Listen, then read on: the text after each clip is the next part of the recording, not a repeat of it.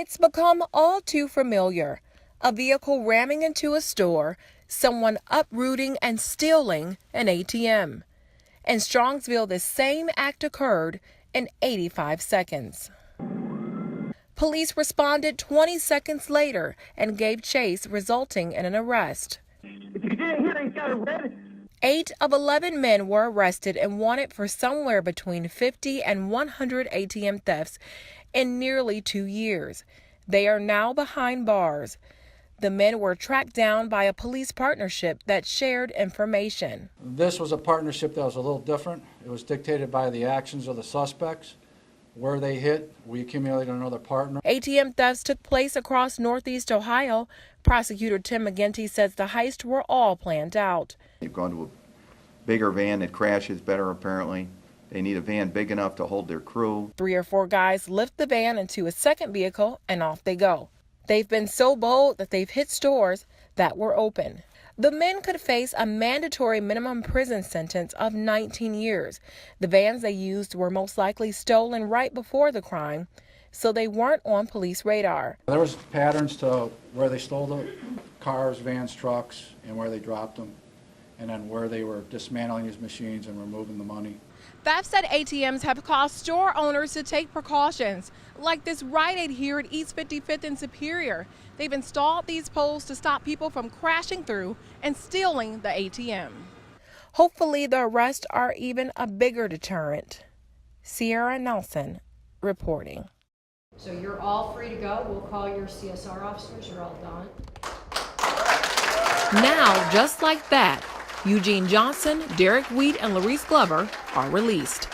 The case had been set for a new trial before Judge Nancy Russo. This came after a key witness became unsure of her identification of the men. Prosecutors' chance of a new conviction were lessening, so negotiations began. This isn't about who wins, it's about justice for men who spent their youth jailed unjustly. Right here on the steps behind me leading to the courthouse is where the men got their first taste of freedom after being locked up for decades. This is the longest I've ever been on the street since I was 15 years old. So I'm just trying to get a peace of mind, take one day at a time, live my life. We always believed in our innocence, and our families always believed in it, and just kept fighting. Judge Russo acknowledged the family was there every step of the way, including little children not even thought of in 1995.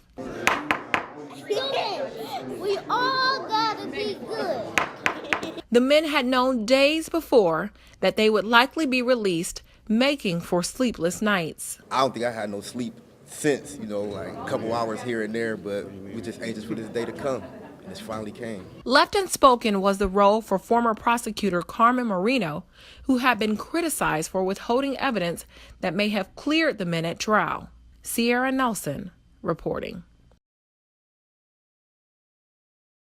Angela Altier loves going outdoors for a good long run. I think just being a female runner, you just have to become more aware of your situations and the running area that you're in, and just not run scared, but be cautious about what might be going on around you. Angela works as a training coordinator with Fleet Feet Cleveland.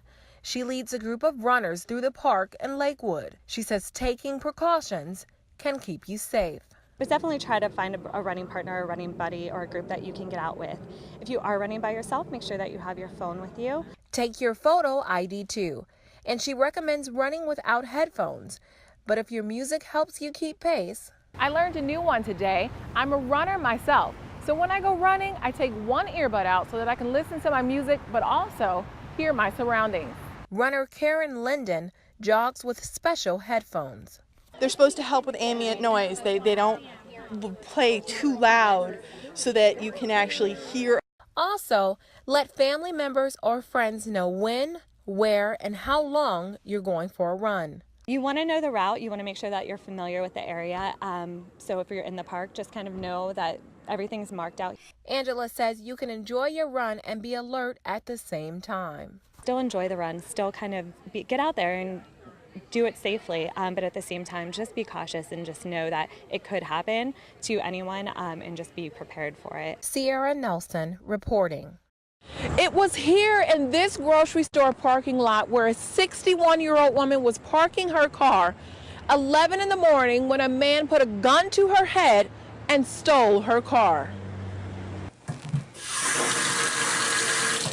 The Cleveland Water Commissioner says don't worry, city water is tested daily and special care is taken with old pipes.